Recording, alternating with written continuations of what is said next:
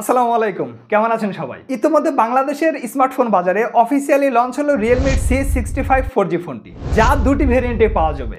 যার 128GB ভেরিয়েন্টের দাম 19,990 টাকা এবং 256GB ভেরিয়েন্টের দাম 23,990 টাকা। এই প্রাইজে এ ফোনটি কি অফার করছে তা নিয়ে বিস্তারিত কথা বলবো আমি রিমন আহমেদ, এবিসি টেক থেকে।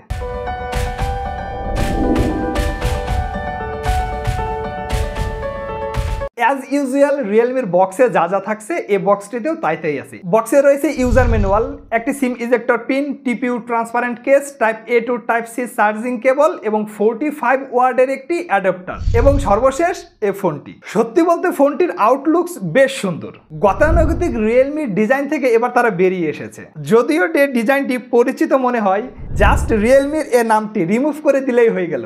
আই থিঙ্ক আপনি বুঝতে পারছেন ডিজাইনটা কার মতো। সে যাই হোক, ফোনটির রেয়ার প্যানেলটা দেখতে কিন্তু বেশ আকর্ষণীয়, যার কালারটা সানলাইটে মোশন করে এবং ক্যামেরা মডিউলটা শাইনিং করে, যা দেখতে যে কারো কাছেই ভালো লাগবে। আমাদের হাতের এই ফোনটি স্টারলাইট পার্পল কালারের। এর আরও একটি কালার ভেরিয়েন্ট রয়েছে যা স্টারলাইট ব্ল্যাক। চলুন এবার কথা বলি ফোনটি নিয়ে। প্রথমে ফোনটির পোর্টস অ্যান্ড বাটন নিয়ে যদি কথা বলি, ফোনটির রাইট সাইডে রয়েছে ভলিউম রাখার এবং পাওয়ার বাটন, যা একই সাথে ফিঙ্গারপ্রিন্ট স্ক্যানার হিসেবে কাজ করবে। এর আনলক সিস্টেমটা একটু স্লো মনে হয়েছে আমার কাছে এবং সাথে অ্যানিমেশনটাও একটু ডিলে করে। ফোনটির লেফট সাইডে রয়েছে সিম কার্ড ট্রে, যেখানে একই সাথে দুটি সিম কার্ডের পাশাপাশি একটি এক্সটার্নাল মেমোরি কার্ড ইউজ করার সুবিধা রয়েছে। ফোনটির উপরের পাশ একেবারেই ক্লিন রাখা হয়েছে, মানে এখানে কোনো স্টেরিও স্পিকারও দেওয়া হয়নি, নয়েজ ক্যান্সেলেশন মাইকটাও দেওয়া হয়নি। আবারও বলছি, এই ফোনটার প্রাইস 19,990 টাকা। 20,000 টাকার একটা বাজেট ফোনে নয়েজ ক্যান্সেলেশন মাইক দেওয়া হয়নি। মানে আমি খুবই অবাক হয়েছি, কারণ বর্তমানে মার্কেটে 10,000 টাকার ফোনে নয়েজ ক্যান্সেলেশন মাইক দেওয়া হয়। 10,000 টাকার বাজেট ফোনে নয়েজ ক্যান্সেলেশন মাইক দেওয়া হয়, সেখানে 20,000 টাকার একটা ফোনে নয়েজ ক্যান্সেলেশন মাইক দেওয়া হয়নি। এটাই এই ফোনটির সব থেকে খারাপ দিক আমার কাছে মনে হয়েছে। ফোনটির নিচের দিকে রয়েছে একটি single speaker grill, type C charging port, primary microphone এবং এই ফোনটির থিকনেস মাত্র 7.64 মিলিমিটার। এরপরও এতে রয়েছে 3.5 মিলিমিটার একটি হেডফোন জ্যাক পোর্ট। এটা অবশ্যই একটি ভালো দিক। এই ফোনটির ওয়েট রাখা হয়েছে 185 গ্রাম। ফোনটি যথেষ্ট শক্তপোক্ত এবং সলিড একটা বিল্ড কোয়ালিটি। এটির হ্যান্ড ফিলটাও বেশ ভালো।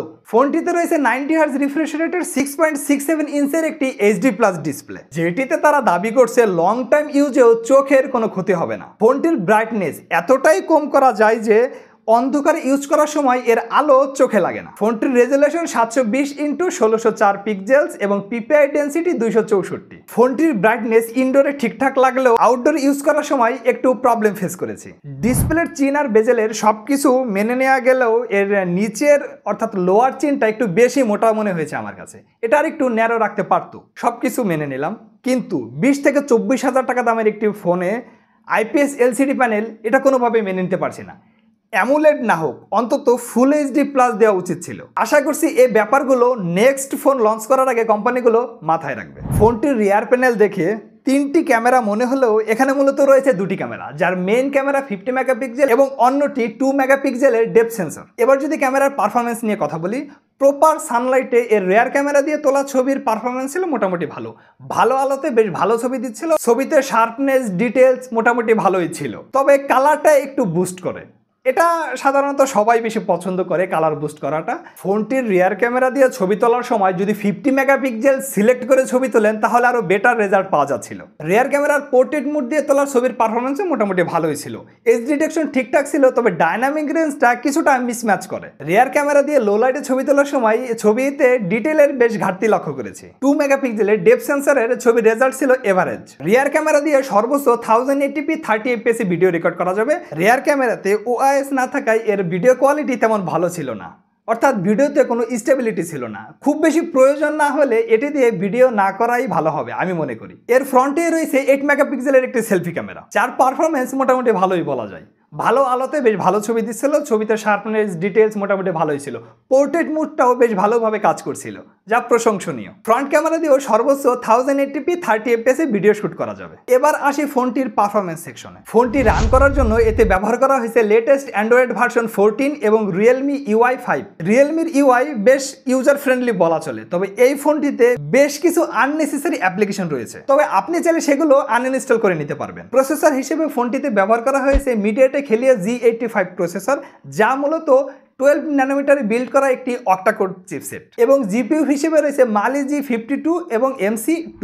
এই চিপসেটটি নিয়ে নতুন করে বলার কিছু নেই, কারণ এর আগে বেশ অনেক ফোনে এই চিপসেট ইউজ করা হয়েছে। এই চিপসেটটি ডে বাই ডে ইউজে মোটামুটি ভালো পারফরমেন্স দিতে পারলেও হ্যাভি ইউজে ভালো পারফরমেন্স দিতে পারে। এরপরও এই ফোনটি দিয়ে আমরা PUBG ফ্রি ফায়ার গেমসটি খেলেছি। ফ্রি ফায়ার গেমসটি মোটামুটি বেশ ভালোভাবে খেলতে পারলেও PUBG গেমসটি খেলার সময় বেশ ভালো রকমের হ্যাং করছিল এবং ফ্রেম ড্রপও লক্ষ্য করেছি। আর সবথেকে বড় কথা, এই ফোনটি হ্যাভি ইউজ করার সময় ফোনটি বেশ হিট হয়। তবে ভালো বিষয় হলো এই হিটটি খুব দ্রুতই ঠান্ডা হয়ে যায়, কারণ ফোনটিতে একটি থার্মাল কুলিং সিস্টেম ব্যবহার করা হয়েছে। এটি অবশ্যই ভালো একটি দিক। সে যাই হোক, এই বাজেটে এই G85 প্রসেসরটি না দিয়ে এখানে আর একটু বেটার চিপসেট দিতে পারতো। যেমন ধরুন এখানে G99 বা স্ন্যাপড্রাগন 720 এটা দিতে পারতো। তবে খেলা এখানেই শেষ নয়। এই ফোনটির সব থেকে হাইলাইটিং বিষয় হলো এই ফোনটি দিচ্ছে 48 মাস ফ্লুয়েন্সি প্রোটেকশন।